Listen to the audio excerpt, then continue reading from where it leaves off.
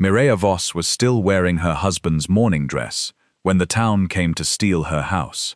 32 men stood outside her gate, beneath a cold grey sky, watching Dorian Pell nail a notice to the fence, as if he were hanging a wanted poster. Not one of them looked Mireya in the eye. These were people she had fed during hard winters, people whose children had slept beside her stove when fever swept through the settlement, people who had borrowed flour, blankets, lamp oil, and money from her husband, and never paid back a cent. Now they stood in the road with their hats pulled low, while Dorian unfolded a document covered in official-looking seals and announced that Mireya's land belonged to him. Someone near the back laughed and said it was probably for the best. A woman as big and slow as Mireya could never manage a mountain property alone. Another voice added that she was lucky Pell had not charged her for the trouble of removing her. Mireya listened without moving. Her broad face was pale from grief, her tired brown eyes fixed on the paper fluttering against the fence.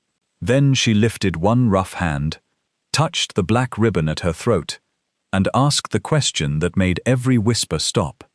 "If my husband owed Dorian Pell so much money," she said, "why did he die carrying proof that Dorian owed him?" 3 weeks earlier, Silas Voss had fallen from a narrow trail near Widow's Pass. At least, that was what the settlement had been told. His body had been found below a broken ledge where the rocks dropped sharply toward a frozen creek. His coat was torn. One boot was missing. There was a dark bruise behind his ear that the local doctor blamed on the fall. The doctor was an old man with shaking hands who owed Dorian Pell 2 years of rent, so no one questioned him when he signed the death paper and called it an accident. Mireya had questioned him.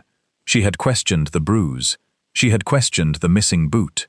She had questioned why Silas had taken the mountain trail after sunset, when he knew snow was coming. Most of all, she had questioned the empty leather case found beside his body. Silas carried that case whenever he handled land records or contracts for the settlement. It had a brass clasp, and his initials burned into the flap. When the search party returned it, the clasp was bent, and the papers inside were gone. "Maybe the wind took them," Sheriff Tobin Lark had said. "The case was closed," Mireya replied. "Then maybe Silas dropped the papers somewhere else."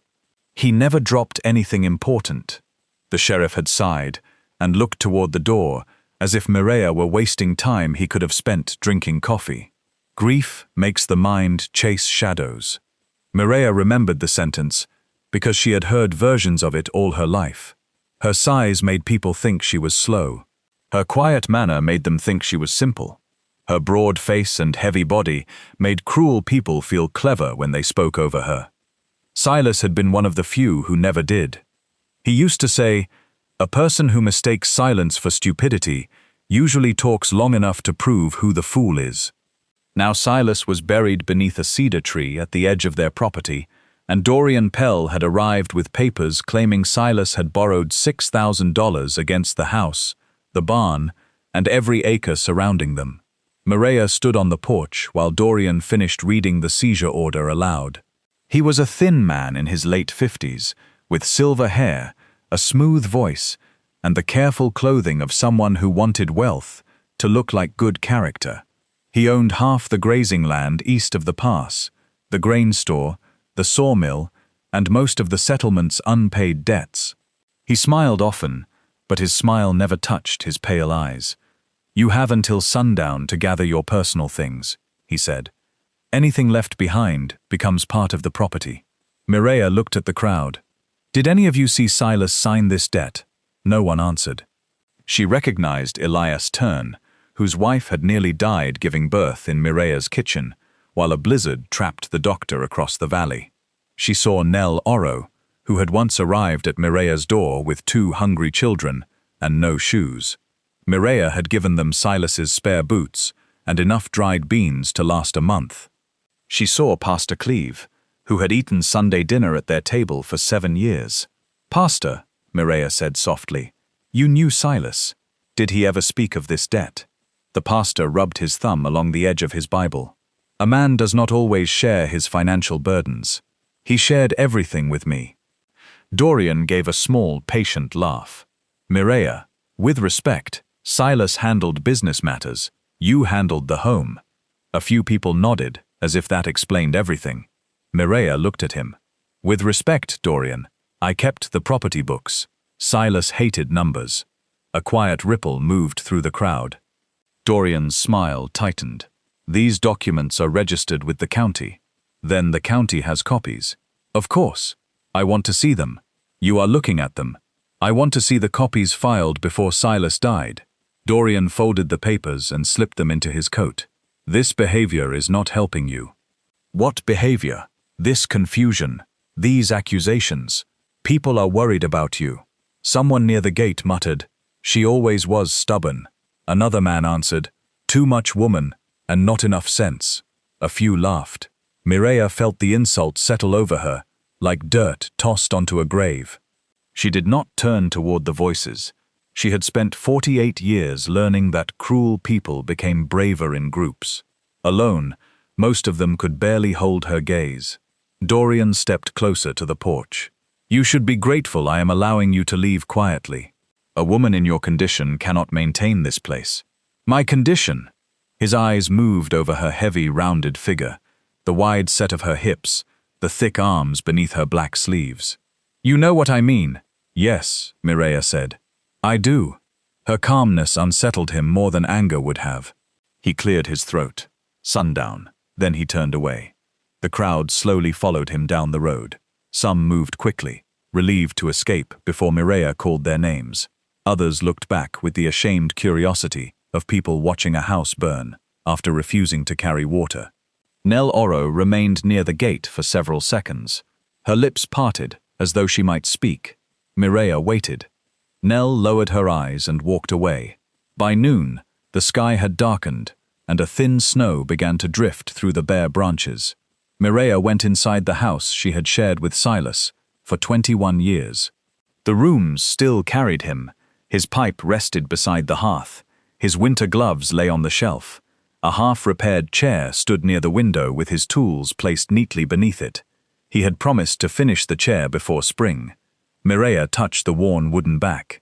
You left too much unfinished, she whispered. The words broke something inside her. She bent forward, gripping the chair with both hands, and a deep sound rose from her chest. It was not a graceful cry. It was heavy and rough, pulled from a place beneath language. For 3 weeks she had cooked, answered questions, selected a burial shirt, received neighbors, washed dishes, and listened while strangers described the exact way her husband's body had been found. She had not allowed herself to collapse, because there had always been one more duty waiting. Now Dorian Pell had taken even the right to grieve in her own home. Mireya lowered herself into Silas's chair and wept until her head hurt. Outside, hammers struck wood as Dorian's workers began marking the barn and sheds. Each blow sounded like a clock counting down the hours she had left. Near mid-afternoon, she rose and washed her face. She packed 2 dresses, wool stockings, food, matches, a sewing kit, Silas's revolver, and the small blue cup he used every morning. She almost left his old field coat hanging by the kitchen door, but at the last moment she pulled it free and pressed her face into the collar. It still smelled faintly of cedar smoke. When she reached into one of the pockets, her fingers touched something hard, a key. It was small and dark, with a square head marked by 3 shallow scratches. Mireya stared at it. She knew every key Silas carried. The house key was brass. The barn key had a curved head. The key to his document case was tiny and silver. She had never seen this one.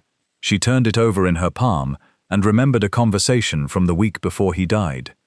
Silas had come home late from the settlement office, his face tight with worry. Dorian is buying land that was never offered for sale, he had said. Mireya had been needing bread. Whose land? The Havel place, the old mine road, 2 farms near the southern creek. Maybe the owners sold quietly. They did not. He had lowered his voice then, though they were alone. Someone is changing records. Mireya had wiped flour from her hands. Do you have proof? Not yet. Does Dorian know you are looking? Silas had not answered. At the time, his silence had frightened her. Now it returned with new meaning. She went to his desk and tried the key in every drawer. It fit none of them.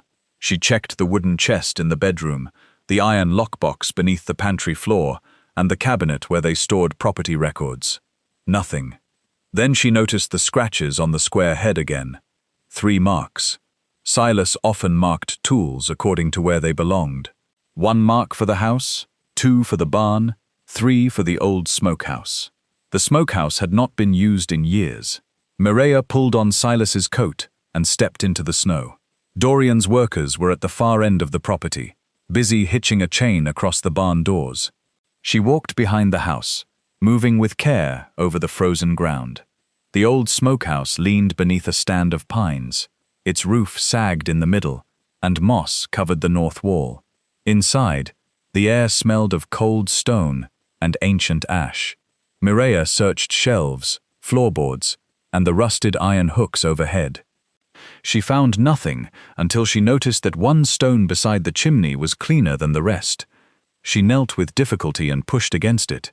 The stone shifted. Behind it was a narrow iron door. The key turned with a soft click. Mireya opened the compartment and found 3 black journals wrapped in oilcloth.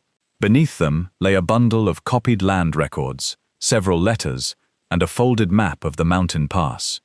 Her hands began to tremble. Silas had hidden evidence. She carried everything to the small cutting table beneath the window. The first journal contained dates, names, and descriptions of property transfers. Silas had recorded differences between original deeds and documents filed later at the county office. Signatures had been copied, boundaries had been moved, debts had appeared where no debts existed. Dorian Pell's name appeared again and again. So did another name, Sabine Roque. Mireya sat back. Sabine was one of the most respected women in the settlement. She ran the post office, organized church collections, and served tea to visiting officials in a clean white parlor filled with flowers. She had helped widows prepare pension requests. She had written letters for men who could not read. People trusted her with legal notices because she had once worked as a clerk in Denver. Mireya turned the page. Silas had written, SR has access to seals and blank forms. DP pays through grain accounts. Must find original register. Further down he had added, Mireya must not know until I can keep her safe. Her eyes filled. Foolish man, she whispered. You should have told me. A shout sounded outside. Mireya! It was one of Dorian's workers. She quickly wrapped the journals and papers. As she lifted the bundle, a loose page slipped free and fell beneath the table. She reached for it, but boots crunched near the smokehouse door. You in there? Mireya pushed the bundle beneath Silas's coat and stepped outside. A young man named Colm stood in the snow. He had mocked her weight since he was a boy, though he had eaten at her table many times. Mr. Pell says you need to go, he said. I am packing. He glanced toward the smokehouse. What were you doing? Saying goodbye. Colm smirked. To an old meat shed. Mireya looked at him until his smile faded. Some places hold better memories than people, she said. She walked back toward the house without hurrying. The papers felt heavy against her body. Behind her, Colm entered the smokehouse. Mireya kept moving. At the house, she placed the journals at the bottom of her travel bag and covered them with clothing. She wrapped the copied deeds around her waist beneath her dress. The map went into Silas's field coat. She checked the revolver, though she had never fired it outside of target practice. By sunset, Dorian returned. Mireya was standing beside the road with one bag, a bedroll, and a small handcart. Dorian looked surprised. You cannot take the cart. It belongs to the property. My father built it. It became part of the property when you brought it here. Mireya placed both hands on the handle. Then come take it from me. Dorian studied her. The workers behind him shifted uneasily. Mireya was not young, and she was not quick, but she was strong from decades of hauling grain, splitting kindling, carrying water, and lifting sick people from beds. No one stepped forward. Dorian smiled again. Keep it. I have no use for such a little thing. Mireya began pulling the cart down the road. Where will you go? he called. She did not answer. The settlement inn refused her a room. The owner, Bram Sayer, stood in the doorway and looked past her toward Dorian's property office. "We are full." Mireya glanced through the window. Half the tables were empty. "I only need one night. Can't help you. I delivered food to your family when the river flooded." Bram's jaw tightened. "That was a long time ago. Your youngest boy would have starved." "I said we are full." A voice from inside called, "Try the livestock shed. She'll fit right in with the cows." Laughter followed. Mireya felt heat rise into her face. For one wild second, she imagined walking inside and overturning every table. Instead, she gripped the cart until the wood pressed into her palms. "Tell your boy," she said to Bram, "that his life became a long time ago." Then she walked away. She spent the night beneath the porch of the abandoned schoolhouse at the north edge of the settlement. Snow blew across the steps and gathered on her coat. She slept in short, painful stretches, waking each time a horse passed or a door opened in the distance. Near dawn, she heard voices behind the building. Dorian's voice. "She found something," another man answered. "Sheriff Lark. How do you know?" "Colm saw fresh marks in the smokehouse wall. The compartment was empty. Maybe Silas emptied it before he died. The widow took a full bag from the house. She had almost nothing when she packed." Mireya held her breath. The sheriff lowered his voice. "What do you want me to do?" "Search her things." "You have no order. You did not need an order to call Silas's death an accident." Silence. Then Dorian said, "Find her before she leaves the settlement." Their boots moved away. Mireya waited until the voices faded, then rose quickly. Her knees ached from the cold. Her back felt stiff, and one foot had gone numb. She pulled the cart behind the schoolhouse and opened her bag. The journals were there. She looked toward the main road. Sheriff Lark would search the inn, the church, the freight station, and every house where someone might hide her. By sunrise, Dorian's men would be watching the road south. The only path not easily guarded led north into the mountains. Widow's Pass, the same country where Silas had died. Fear moved through Mireya like a cold thread. She had lived beneath those mountains for 2 decades, but she had never traveled the high paths alone. Winter came early there. Trails vanished beneath snow. Old mining shafts opened without warning under thin ground. Wolves moved through the forests, and storms could turn daylight into darkness within minutes. Behind her, a door opened in the settlement. Mireya closed the bag. She left the cart beneath the schoolhouse, tied the bedroll across her shoulders, and began walking toward the mountains. By the time Dorian's men found the cart, Mireya had reached the lower tree line. The trail climbed between dark pines and sharp walls of stone. Snow covered the roots, making every step uncertain. Mireya's breath grew loud. Sweat dampened her hair beneath the wool scarf. Her body, which the settlement had used as proof of weakness, carried her steadily upward. She moved slowly, but she did not stop. Near noon, she reached the place where the main trail divided. The eastern path led toward Widow's Pass.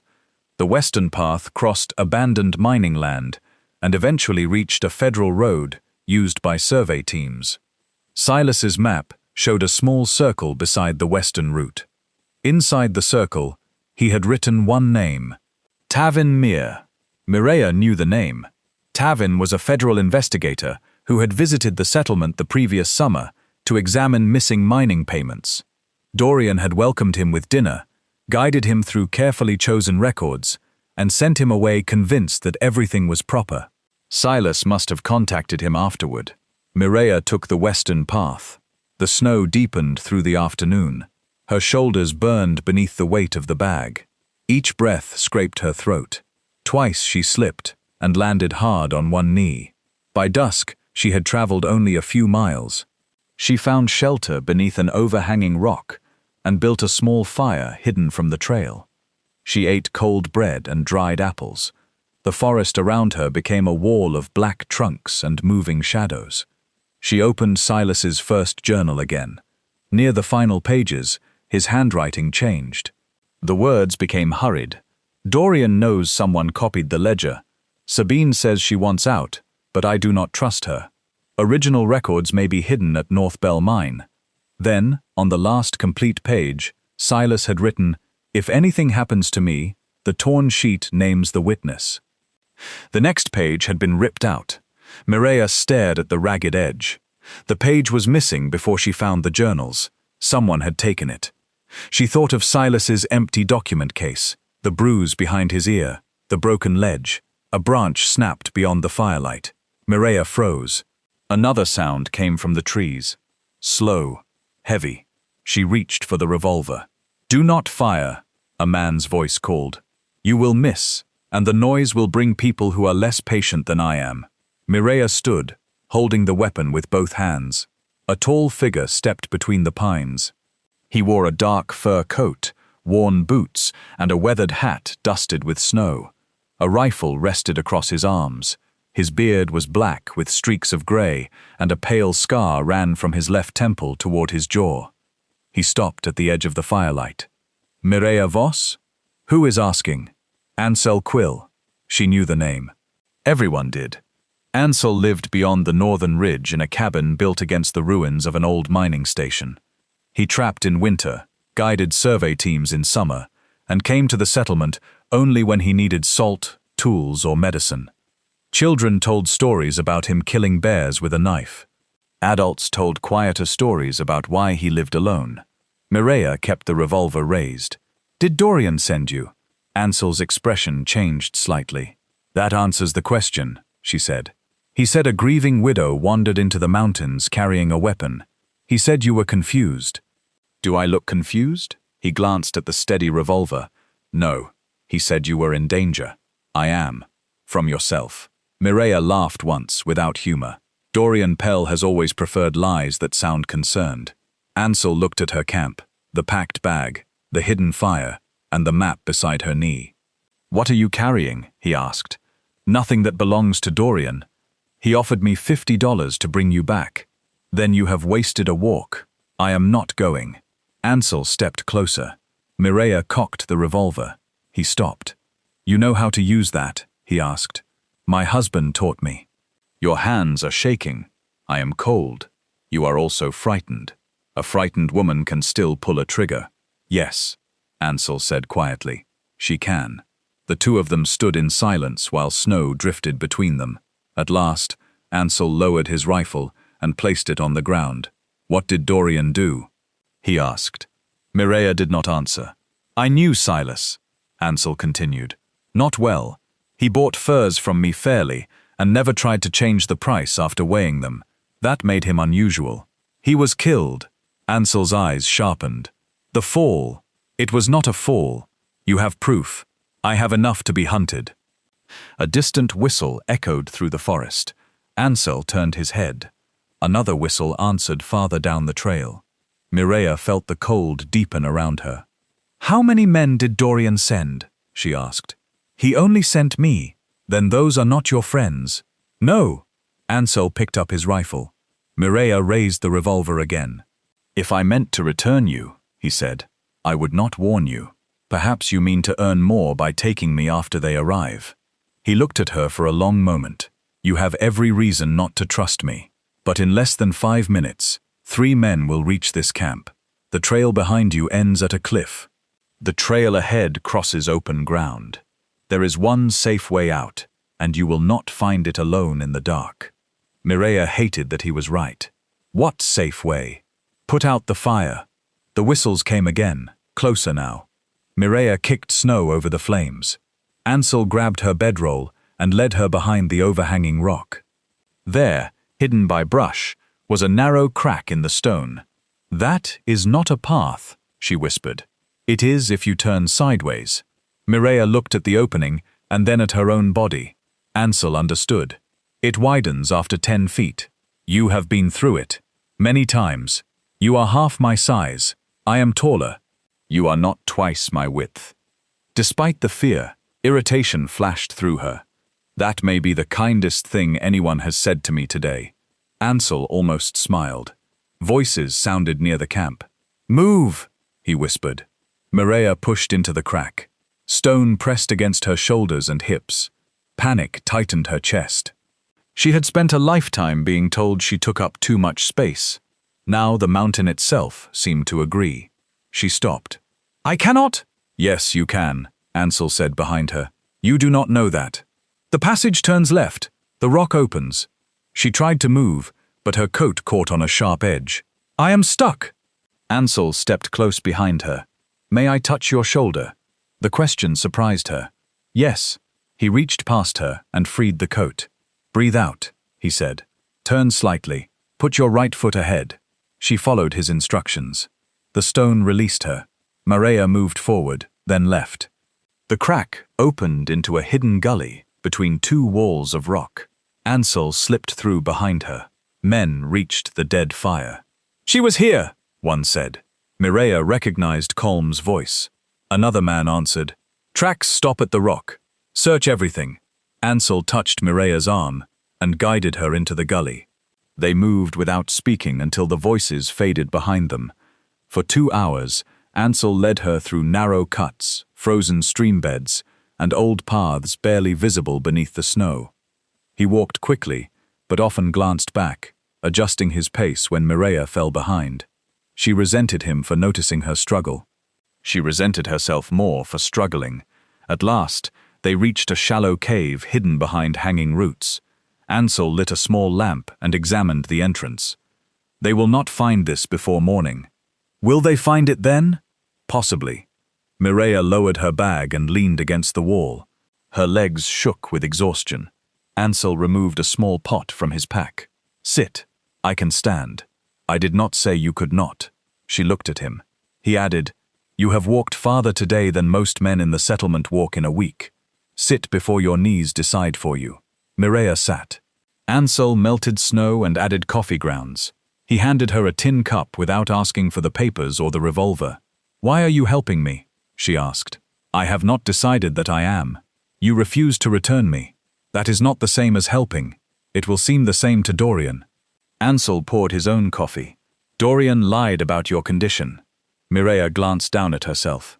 "He usually tells people my condition is visible. I mean your mind." "I know."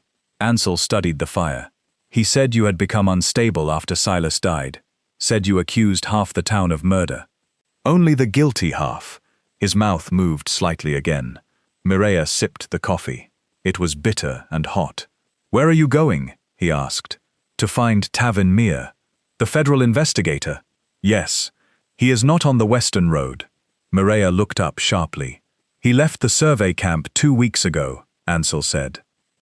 "He moved north to North Bell Mine." Silas's journal had mentioned the mine. "Why?" "Men found bones in one of the lower shafts. Old ones, they think. Tavin went to examine the company records." "How far?"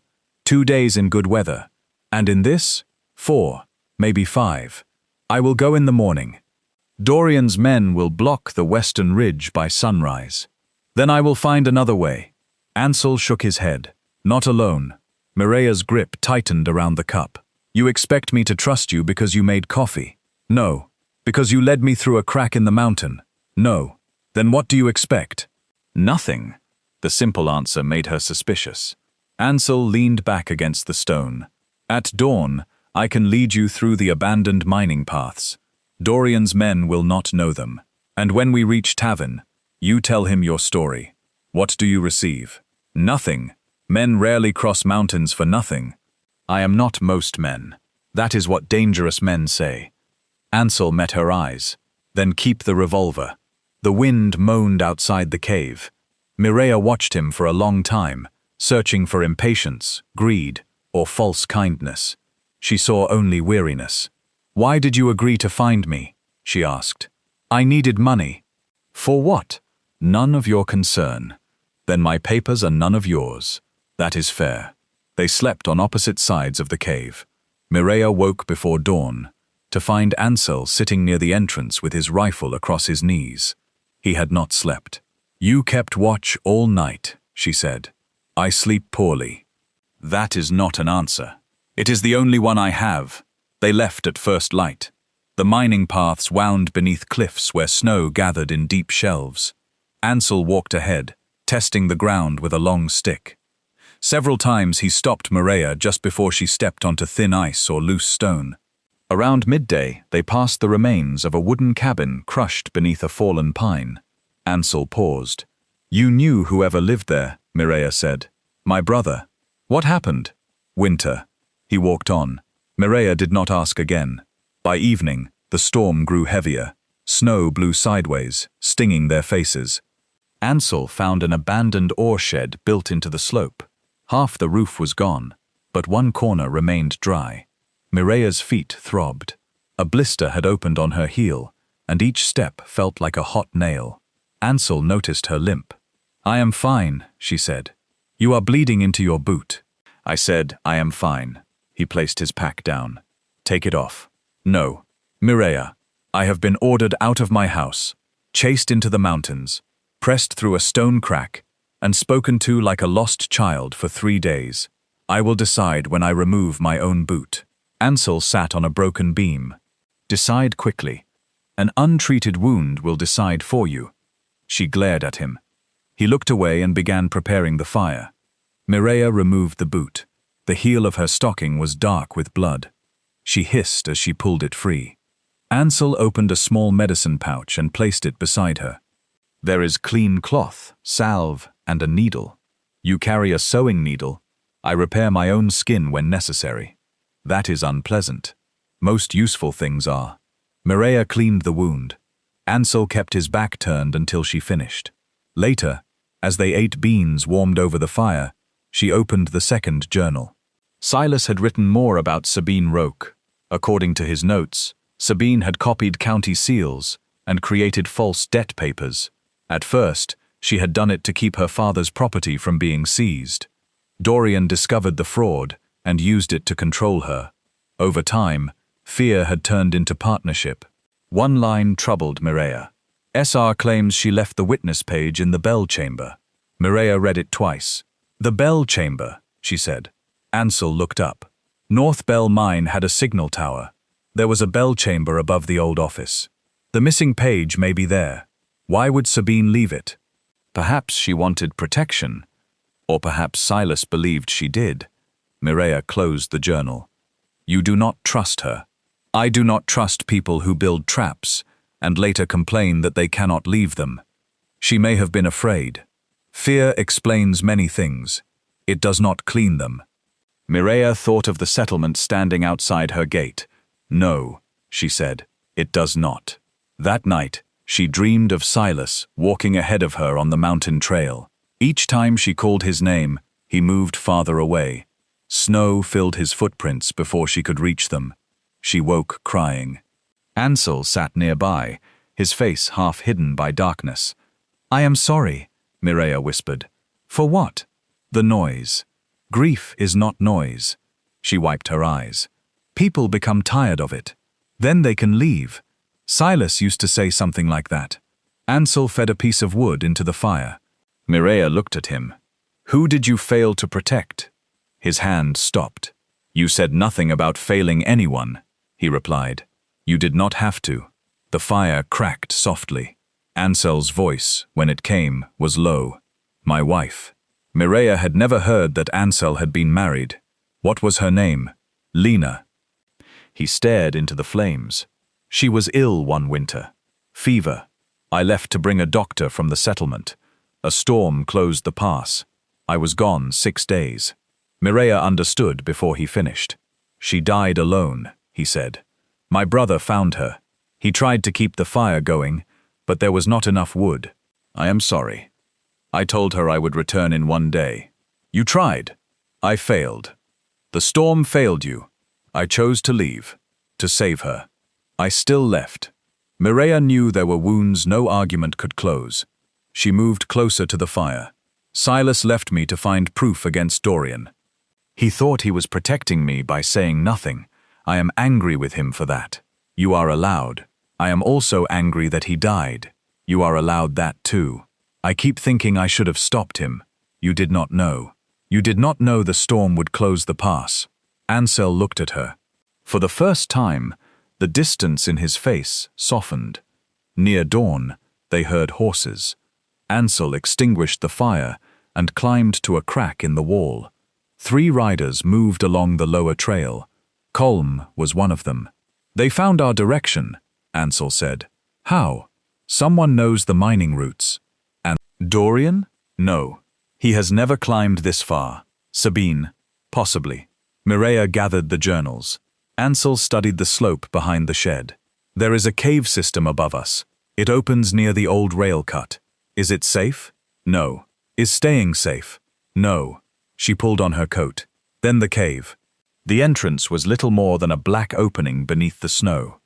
Inside, the air turned damp and close. Ansel lit the lamp.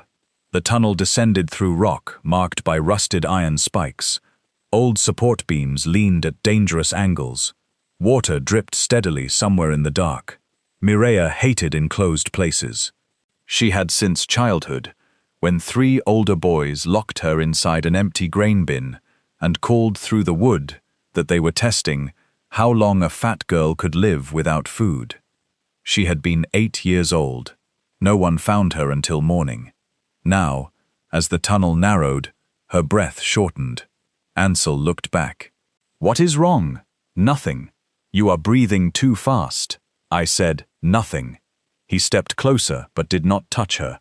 "Look at the lamp." "I am looking." "Tell me what you see." "A lamp." "What else?" "Your hand." "What else?" "The wall."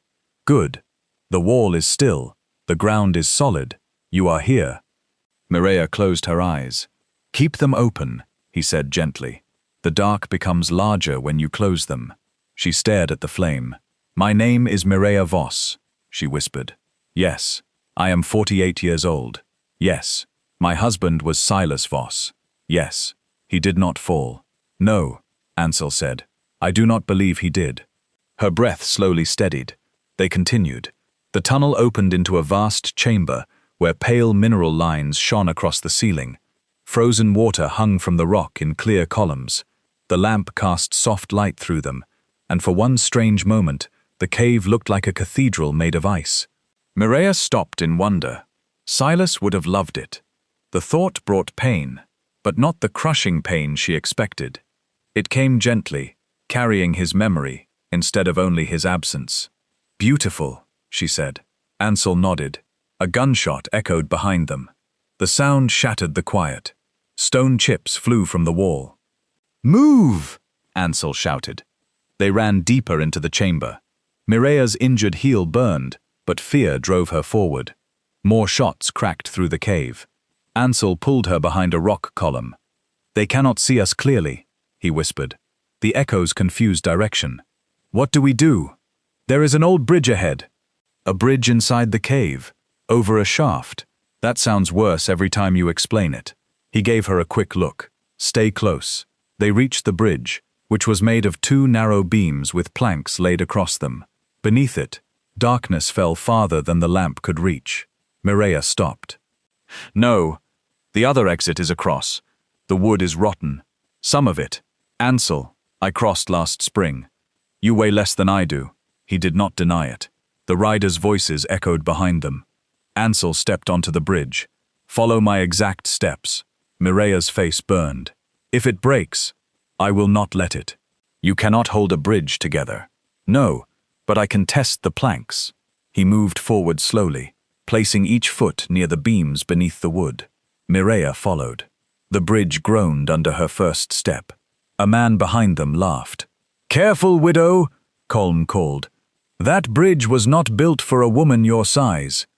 Another voice added, "The whole mountain may come down." Their laughter rolled through the chamber. Mireya froze. Shame hit harder than fear. It carried every cruel voice from every year of her life. Too heavy for the school bench. Too broad for the church dress. Too slow to dance. Too much food. Too much space. Too much woman.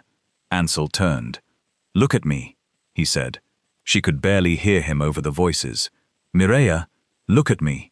She raised her eyes. "The bridge is holding." "It may not. It is holding now. They are right." "No, you do not know. I know the beam beneath your feet was cut from mountain pine. I know it has survived 40 winters. I know you carried your own supplies through a storm while 3 armed men followed you. I know you are still standing. A shot struck the bridge rail. Ansel reached out his hand. They are wrong, he said. Take one more step. Mireya stepped. The plank groaned, then held. She took another step, then another. Halfway across, a board split beneath her heel. Her leg dropped through. She cried out and grabbed the side beam. Ansel moved toward her. "No!" she shouted. "Your weight will break it!" He stopped. Mireya pulled against the beam. The broken plank cut into her thigh. Behind her, Colm stepped onto the bridge. "Got you now," he called. Mireya looked down into the shaft. Then she remembered who she was. Not the woman in Bram's doorway. Not the silent shape people laughed at. Not a helpless widow waiting for a hand. She planted her free foot on the beam and pushed. Pain tore through her leg, but her body rose. Her thick arms tightened. Her shoulders burned. Slowly, she pulled herself free. Ansel caught her wrist when she reached him.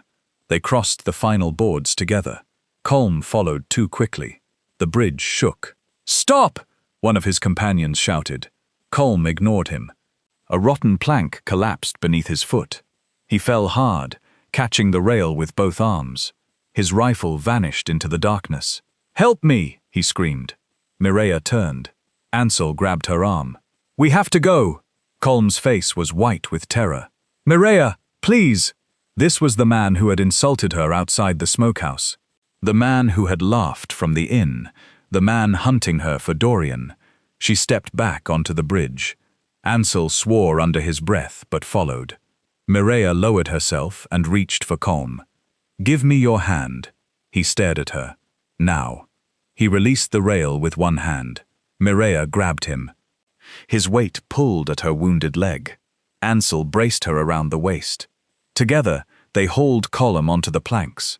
Colm lay gasping. Mireya leaned close.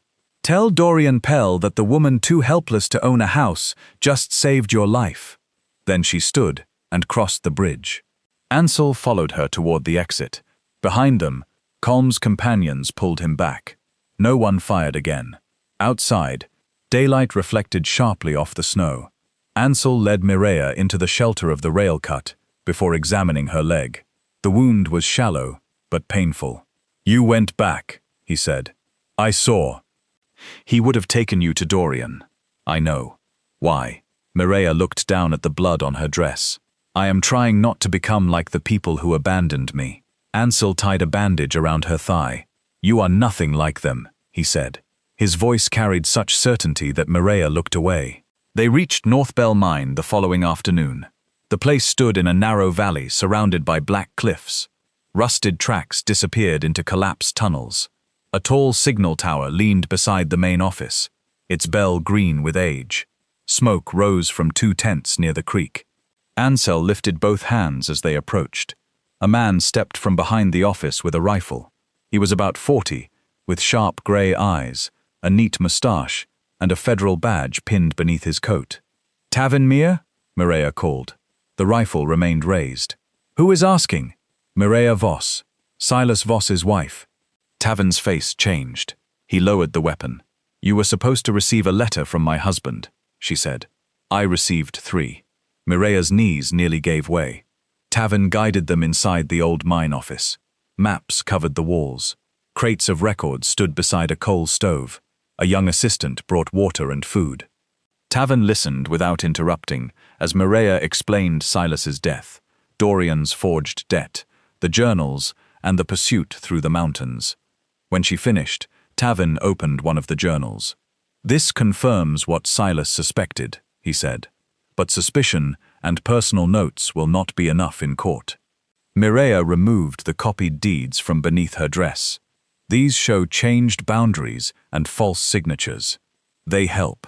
"Help?" "Dorian's attorneys will say Silas copied them incorrectly. They will challenge every date, every mark, every witness." Mireya felt anger rise. "My husband died for these papers." "I believe you. Belief did not save my house."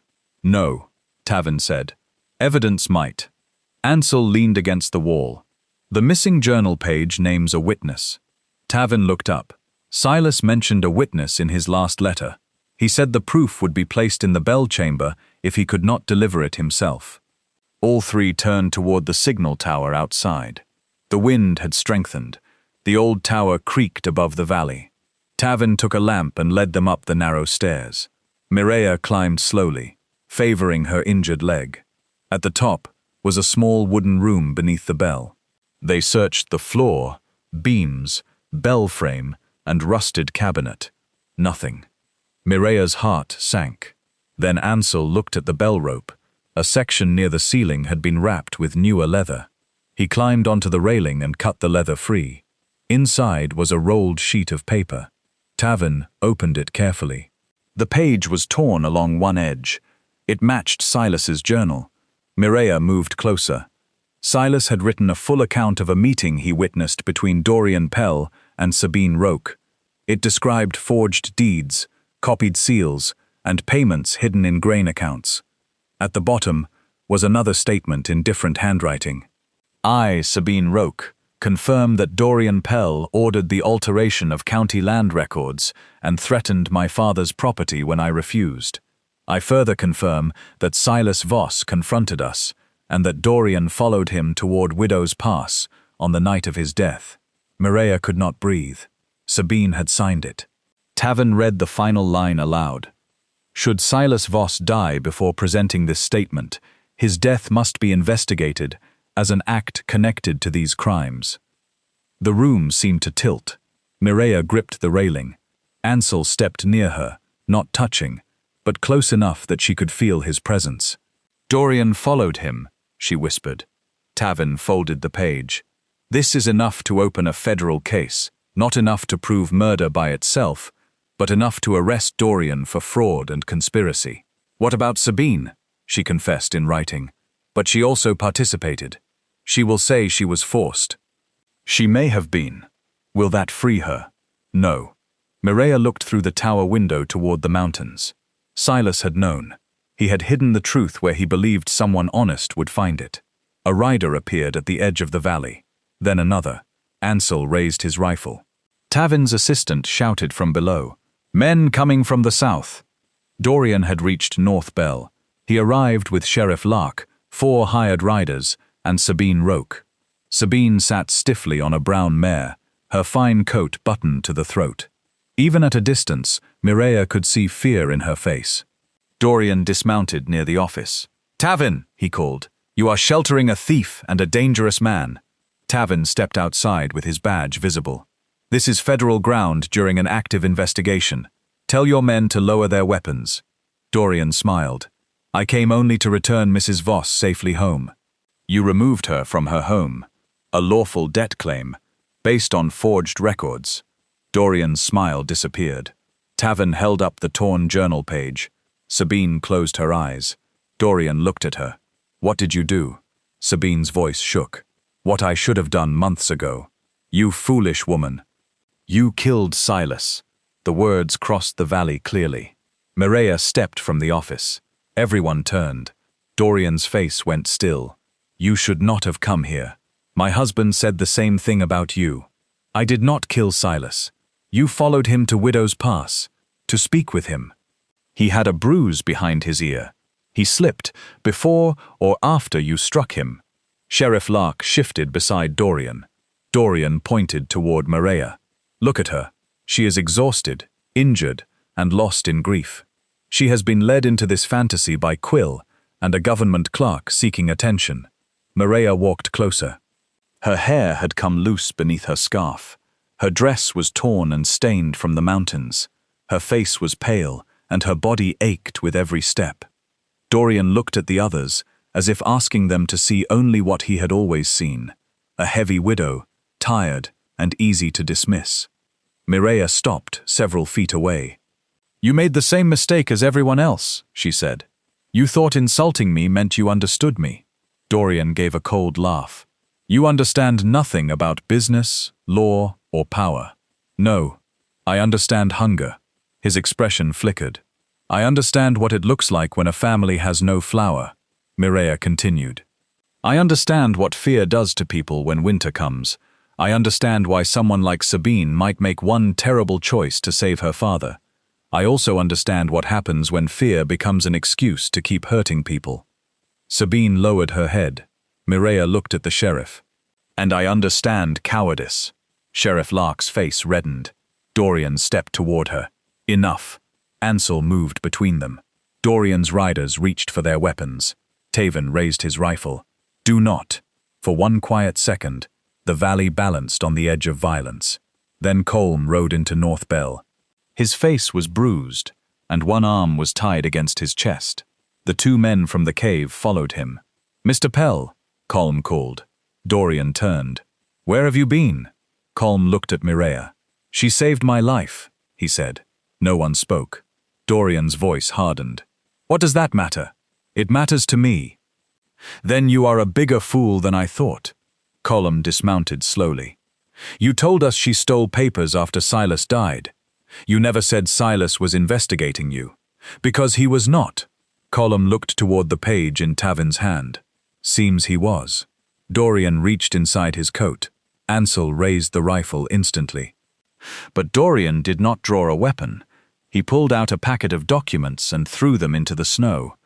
Do you think one widow and one torn page can undo everything I built? He demanded. Every man in that settlement owes me. Every store depends on my wagons. Every family lives on land I financed. Land you stole, Mireya said. Land they were too weak to keep. The words hung in the cold air. Sabine climbed down from her horse. I made the seals, she said. I copied the signatures. I changed the county register when Dorian paid the deputy clerk. Dorian stared at her. Be quiet. He ordered me to prepare Silas's false debt before Silas died. Sheriff Lark stepped away from Dorian. Sabine's voice broke. He told me Silas would be frightened into silence. The night Silas died, Dorian came to my house with blood on his cuff. Dorian moved toward her. Tavin's assistant blocked him. You lying snake, Dorian whispered. Sabine began to cry. I was afraid of you. You were paid. Yes. You enjoyed the respect. Yes. You signed every paper willingly. Sabine covered her face. Mireya watched her with a painful mix of anger and pity. Dorian looked around and realized the valley had changed. His hired riders were no longer holding their weapons with confidence. Sheriff Lark would not meet his eyes. Colm stood beside Mireya. Tavin held federal authority and the evidence Silas had died protecting. Dorian's power had always depended on people believing he could not lose. Now they were watching him lose. Tavin removed a pair of handcuffs from his coat. Dorian Pell, you are under arrest for conspiracy, fraud involving federal land records, witness intimidation, and obstruction of an investigation. Further charges may follow. Dorian backed away. You have no jurisdiction. The altered claims include mining land under federal review. You cannot do this. Tavin stepped forward. Turn around. Dorian looked toward his riders. None moved. His gaze finally settled on Mireya. This will not return your husband. The words struck their target. Mireya felt the valley disappear.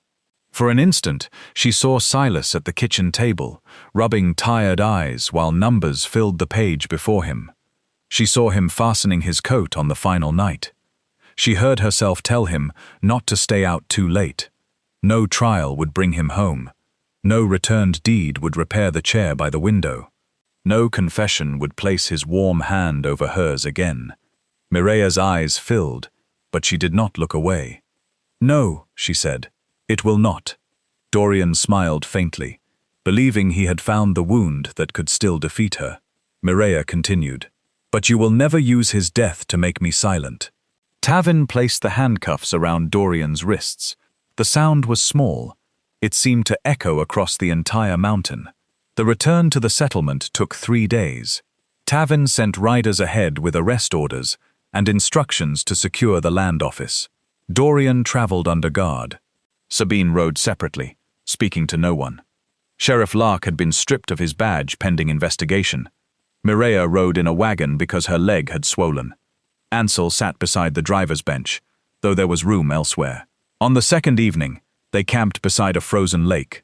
Mireya woke after midnight and found Ansel standing near the shore. "You are leaving," she said. He turned. "No. You look like a man deciding how to leave." Ansel watched moonlight move across the ice. "Tavin does not need my help now. I might." The words escaped before Mireya could stop them. Ansel looked at her. She felt suddenly foolish. "For testimony," she added. "You saw Dorian's men chase us. I will testify. That is not what I meant." The cold air seemed to grow quieter. Mireya stepped closer, wrapping Silas's coat around herself. "You told me I did not need to trust you. You did not. I still do not know if I do. That is honest. But I know you believed me when no one else would." Ansel lowered his eyes. "You did not rescue me," Mireya said. "Do not look afraid. I know the difference. You showed me paths. You kept watch. You reminded me to breathe. But I walked. I carried the journals. I crossed the bridge." "Yes," he said. "You did. And I do not want your pity. You do not have it." "What do I have?" Ansel's face tightened as if the answer frightened him. "My respect," he said. "My concern. More than I should offer a woman who buried her husband less than a month ago." Mireya's throat ached. "Thank you for knowing that," she whispered. "I remember what grief does to time. It makes kindness feel like love, and loneliness feel like fate. Is that what this is?" "I do not know." Neither of them moved. At last, Mireya touched his sleeve. "Then do not decide tonight." Ansel covered her hand with his. "I can stay until morning," he said. "For now, that is enough." When they reached the settlement, every door and window was open. Word had arrived before them. People crowded both sides of the main road. Some looked frightened, some looked ashamed. A few looked angry, as though Mireya had caused trouble by proving the truth. Dorian was taken directly to the jail. Sabine was placed under guard at the inn. Mireya's house had already been sealed by federal order. Tavin removed Dorian's seizure notice from the fence and handed it to her. "You may go inside," he said. "The property claim is suspended. Once the county records are corrected, full ownership will be restored." Mireya looked at the house. She had imagined this moment during every painful mile through the mountains. She had expected triumph, relief, perhaps even pride. Instead, she felt tired. Nell Oro approached slowly from the crowd. "Mireya," she said. Mireya waited. Nell's eyes filled with tears. "I am sorry." "For what part?" Nell flinched. "For standing there," she whispered. "For letting him take your house. For not speaking. You knew the debt was false." "I did not know. But I knew Silas was honest. That should have been enough." "Yes." Nell reached for Mireya's hand, then stopped. "I was afraid Dorian would take our place too." Mireya thought of Sabine. "Fear explains it," she said. "It does not clean it." Nell began to cry. Mireya walked past her. Bram Sayer stood outside the inn. Pastor Cleve waited near the church. Elias Tern held his hat against his chest. One by one, people tried to speak as she passed. Mireya did not stop. She entered her house alone. The rooms were cold. Dorian's workers had opened drawers, moved furniture, and stacked Silas's books in boxes. Mud marked the floorboards. The repaired chair still stood unfinished beside the window. Mireya walked through the kitchen and out the back door. Snow covered the path to the cedar tree. Silas's grave lay beneath a white blanket, the wooden marker dark against the ground. Mireya reached it. For a long moment, she stood without speaking. Then she sank to her knees. The first sob bent her forward. The second tore through her so hard, she pressed both hands into the snow to remain upright.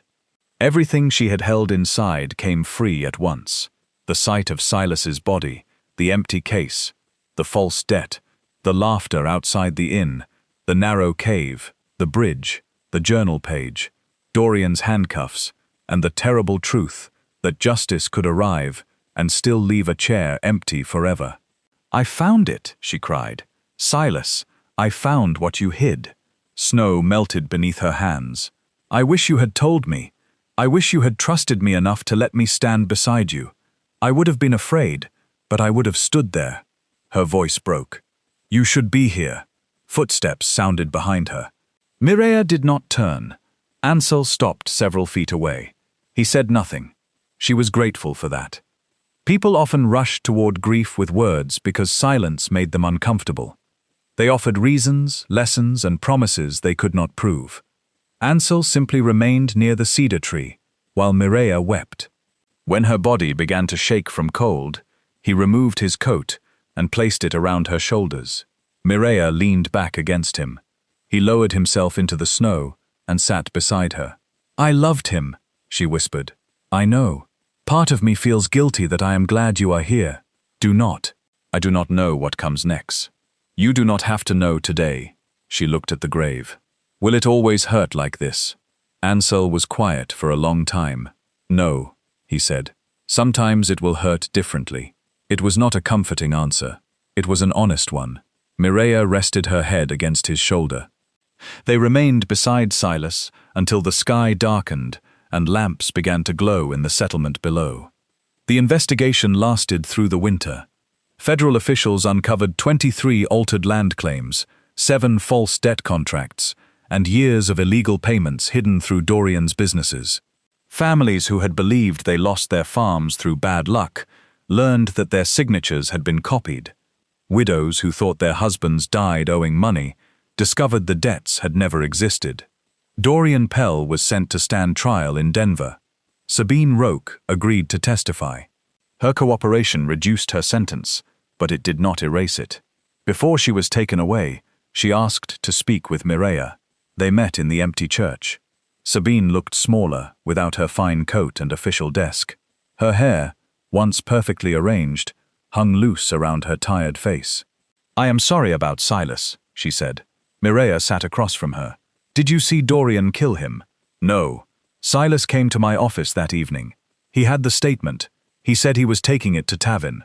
Dorian arrived before he left. They argued. What did Silas say? He told Dorian the settlement did not belong to him." Mireya could hear her husband's voice in the words, "What happened next?" Silas left through the back door. Dorian followed. Later, Dorian came to my house. There was blood on his cuff and mud on his boots. "Why did you not speak?" Sabine looked down. "Because I was a coward." "Yes," Sabine began twisting her hands. "I told myself I could protect more people by staying close to Dorian. I told myself I would collect proof. I told myself many things. But you kept forging papers. Yes, you helped him take my home while I buried my husband." Sabine's eyes filled. "Yes." Mireya wanted to hate her cleanly. It would have been easier, but Sabine was neither an innocent victim nor a simple monster. She was a frightened person who had made one compromise, then another, until fear and ambition became impossible to separate. "Silas believed there was still enough good in you to leave the page," Mireya said. Sabine covered her mouth. "I do not know whether he was right." "I do not either." Mireya stood. "Will you ever forgive me?" Sabine asked. Mireya paused at the church door. "I am still learning how to live with what you did," she said. "Forgiveness is farther down the road." Then she left. By spring, the stolen properties had been returned. The settlement changed, though not as quickly or as completely as people later claimed. Shame did not make everyone kinder. Some families thanked Mireya, others avoided her because her presence reminded them of what they had done. A few insisted they had always believed her, even though Mireya remembered their silence at the gate. Pastor Cleve gave a sermon about courage. Mireya listened from the back pew. Afterward, he approached her. "I hope my words brought some healing," he said. "They would have brought more healing when Dorian stood outside my house." The pastor lowered his eyes. Bram Sayer offered her free meals at the inn. She declined. Elias Tern repaired her fence without being asked. Nell Oro returned the blue wool blanket Mireya had given her family years earlier, neatly washed and folded. "I thought you might want it back," Nell said. "I gave it to you." "I know. Then keep it." Nell held the blanket to her chest. "Will you ever trust us again?" Mireya looked toward the settlement. "Trust is not a door," she said. "You cannot open it because you are ready to enter." Nell nodded, tears shining in her eyes. Over time, Mireya allowed some people back into her life. not all. Forgiveness, she learned, did not require pretending the betrayal never happened. It did not require offering the same closeness to people who had proven they would abandon her when kindness became inconvenient. Ansel stayed through the spring. At first, he slept in the barn. Mireya told him the arrangement was foolish. "You repaired the roof," she said. "You split half the winter wood. You may use the spare room. The barn is comfortable. It smells like goats. I have slept in worse places. That does not make it a good choice." He moved into the spare room. Their days settled into a quiet rhythm. Ansel repaired fences and guided investigators through the mountain routes. Mireya reopened the kitchen garden, restored Silas's records, and helped returning landowners understand the corrected deeds. People began coming to her for advice. The same people who once assumed she could not understand a contract now waited outside her door carrying papers. Mireya helped those who had not mocked her too cruelly. The others she sent to Tavin. One warm evening in May, Ansel found her in the smokehouse compartment reading Silas's journals. "Do you want to be alone?" he asked. "No." He sat beside her on the low bench. Mireya turned a page. "I am afraid that putting these away means letting him go." "It does not. I am also afraid that keeping them open means I am refusing to live." Ansel looked at the journals. "Silas left them so the truth would continue, not so your life would stop." She closed the final book. "What will you do now?" she asked. "About what?" "Your cabin, your traps, the life you had before Dorian hired you to find a confused widow." Ansel rubbed one hand over his beard. "The cabin is still there. So you will leave." "I did not say that. You did not say you would stay." He looked uncomfortable. Mireya smiled faintly. "For a man who survived alone in the mountains, you are easily frightened by simple questions." "I am not frightened." "Then answer." Ansel stood and walked toward the doorway. For a moment, Mireya thought he was avoiding her. Then he turned. "I do not want to leave." Her heart beat faster. "But I will not stay because you feel grateful," he continued, "or lonely, or because people expect a story in which the mountain man saves the widow and she rewards him with love. I would never reward you with anything as demanding as love." He blinked. Mireya laughed. It was the first full laugh she had felt in months. Ansel's face softened. She rose from the bench. "You did not save me. I know. You helped me. Yes. I helped you too. Yes. You still wake from dreams about Lena." His eyes lowered. "I still wake, reaching for Silas," she said. "We are not empty houses, Ansel. We do not need new people to replace the dead. No. But perhaps there is room to build something beside the grief." He looked at her with the same quiet attention he had given her in the cave when he reminded her to breathe. "What would we build?" he asked. Mireya stepped closer. "Something honest." Ansel lifted one hand and touched her cheek. His fingers were rough and warm. He did not look at her body with mockery, surprise, or the false politeness of someone pretending not to notice it. He saw the roundness of her face, the softness beneath her chin, the wide shape of her waist, the strength of her arms, and the scars the mountain had left on her hands. More importantly, he saw the person living inside all of it. Mireya placed her hand over his. "You believed me," she whispered. "You gave me truth to believe." He leaned forward slowly, giving her time to move away. She did not. Their first kiss was gentle. It carried no promise to erase the past. It did not heal every wound or quiet every ghost. It was simply two living people, choosing not to turn away from one another. Later, they sat on the porch while the sunset turned the mountains copper and red. Children played along the road below. Somewhere in the settlement, a hammer struck wood. A dog barked. The ordinary sounds of life drifted through the evening. Mireya looked toward the cedar tree where Silas rested. "I think he would have liked you," she said. Ansel considered this. Silas was a careful man. He would have watched you for several months. Reasonable. He would have asked difficult questions. I would expect nothing less. And then he would have told me you were too serious. Ansel looked at her. "I am not too serious." Mireya raised an eyebrow. He sighed. "Perhaps a little." She smiled.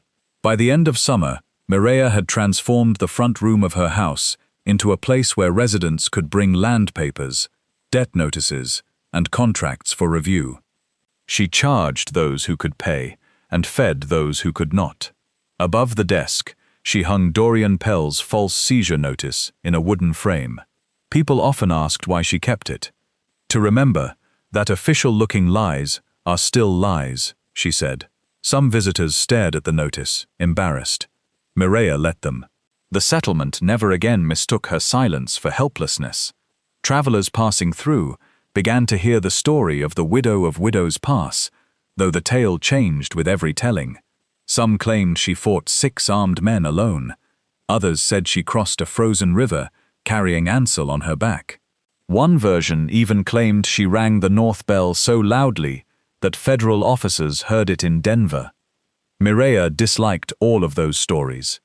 The truth is enough, she would say. The truth was that she had been frightened. She had been tired. She had doubted herself. She had cried in caves, stumbled in snow, and nearly frozen beneath an abandoned schoolhouse. Courage had not arrived as a sudden absence of fear. It had appeared quietly, each time she took another step while fear walked beside her. The truth was also that people had hurt her long before Dorian stole her home. They had reduced her to the shape of her body and used her kindness while laughing at the hands that offered it. They had assumed a heavy woman must also have a slow mind, a weak spirit, and no power. They had been wrong. 1 year after Silas's death, Mireya climbed the path to Widow's Pass. Ansel went with her but remained several yards behind as she approached the broken ledge. Spring sunlight moved across the rocks. Small yellow flowers grew near the trail. The creek below was bright with melting snow. Mireya found the place where Silas's body had fallen. She stood there for a long time. "I know what happened," she said softly. The mountains carried her voice away. "I wish knowing felt like enough." Wind moved through her thick black hair. She closed her eyes. "I was angry with you for leaving me outside the truth. I am still angry sometimes, but I understand why you tried to protect me." Her voice trembled. "You were wrong. I could have stood beside you." A tear moved down her cheek. "I did stand beside you in the end." Behind her, Ansel waited. Mireya placed Silas's blue cup beneath a small shelf of stone beside the trail. She had carried it through the investigation, the trial, and every lonely morning afterward. "Rest now," she whispered. Then she turned toward Ansel. He did not ask whether she was ready.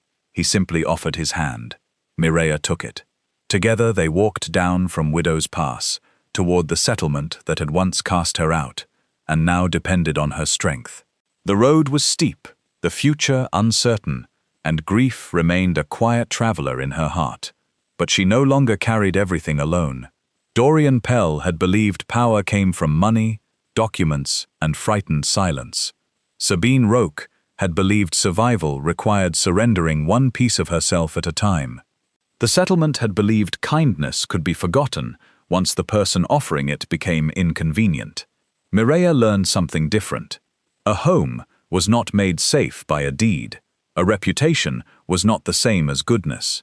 Respect offered only after victory was not the same as faith. Real courage was the choice to keep moving, while the world insisted you were too weak, too old, too large, too foolish, or too alone. At the bottom of the pass, Mireya paused and looked back once. The mountains rose behind her, quiet and bright beneath the afternoon sky. Ansel squeezed her hand. "What is it?" he asked. Mireya smiled through the final trace of tears. "Nothing," she said. "I was only thinking that they called me helpless." Ansel glanced toward the long trail they had just crossed. They were not observant people. Her laughter rolled across the valley. This time, no one tried to silence it.